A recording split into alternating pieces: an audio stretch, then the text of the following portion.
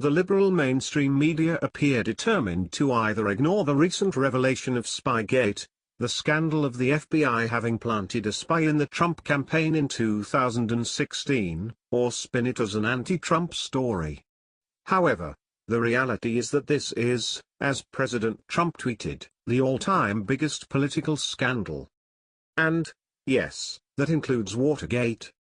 While Watergate refers generally to the overall scandal, it specifically refers to the break-in at the Democratic National Committee, DNC, headquarters located in the Watergate office complex in Washington, D.C., in June of 1972 for the purpose of bugging the offices of the DNC. The break-in and bugging were orchestrated within the highest ranks of the Nixon administration, and apparently with Nixon's knowledge. The FBI investigated the break-in and quickly discovered a link to Nixon. Cash found on the 5 burglars was traced back to a secret slush fund associated with Nixon's re-election campaign.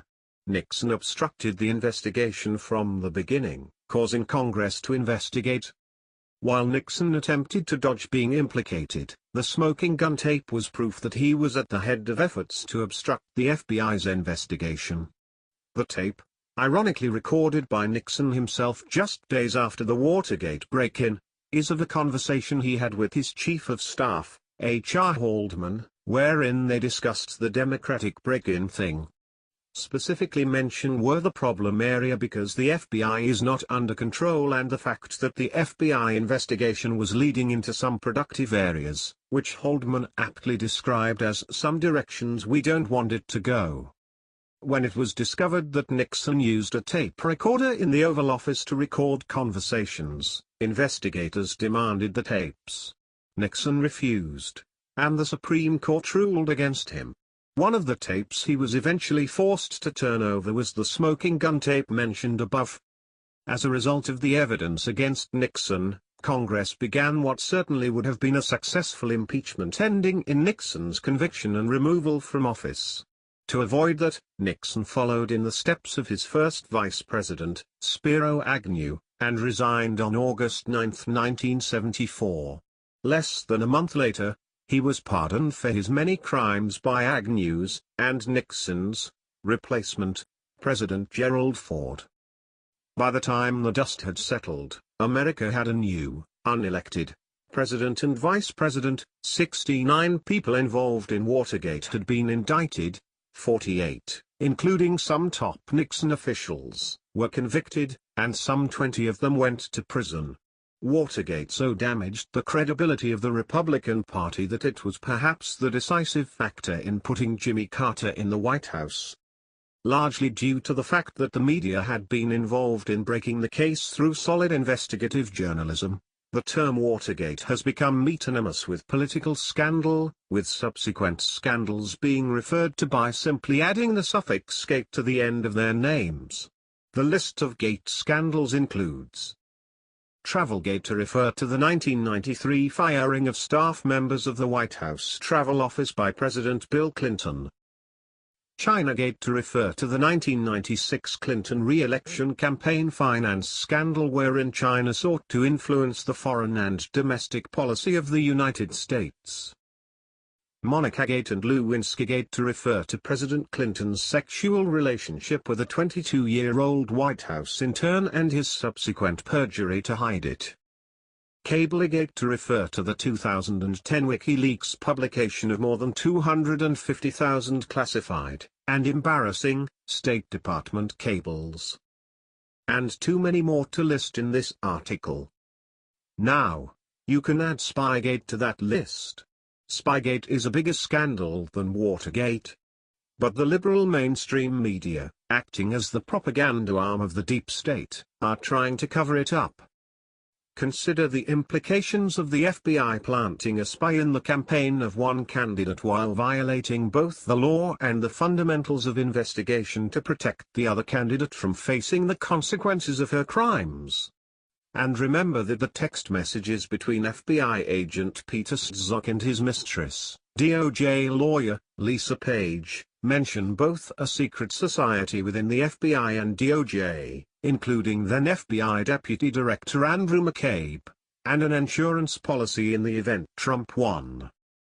It now seems clear that, along with the false Russia collusion narrative, part of that insurance policy was an FBI spy in the Trump campaign. Furthermore, when the House Intelligence Committee's investigators managed to uncover the spy, later revealed to be University of Cambridge professor Stefan Halper, the DOJ initially refused to comply with a congressional subpoena for more information. In fact, Chairman Devin Nunes, Republican California, finally fed up with being stalled and stonewalled by the FBI and DOJ, had to threaten Attorney General Jeff Sessions with charges of contempt of Congress before the DOJ caved and briefed the committee on Halper.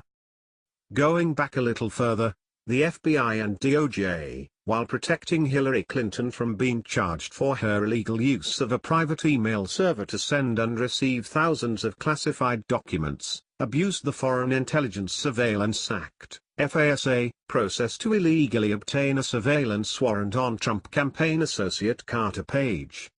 That warrant's application was based on the now discredited Trump dossier written by ex-MI6 agent Christopher Steele and illegally financed by the DNC and Clinton campaign, and based on information provided by Russian government sources.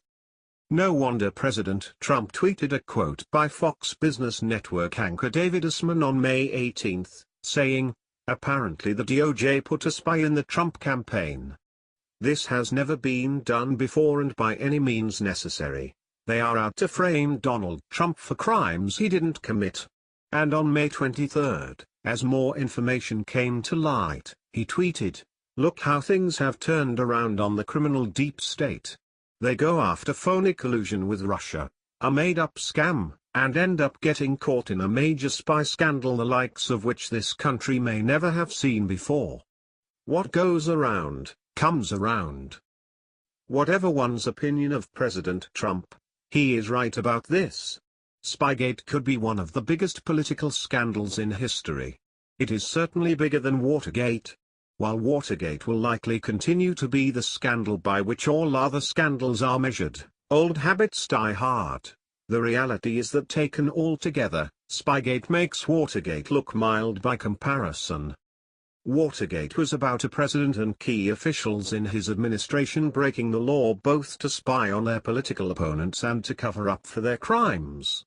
Spygate is about deep state operatives in the FBI and DOJ conspiring against a presidential candidate and then against the president to manipulate the entire direction of the United States.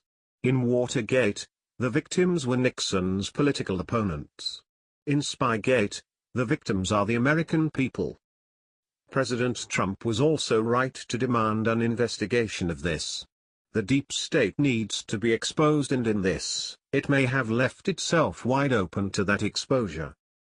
More will likely soon be revealed since the DOJ Inspector General's next report on this whole debacle is set to be released in the coming days. When more of the truth comes out, it would not be surprising to see a litany of criminal indictments and convictions resulting from Spygate,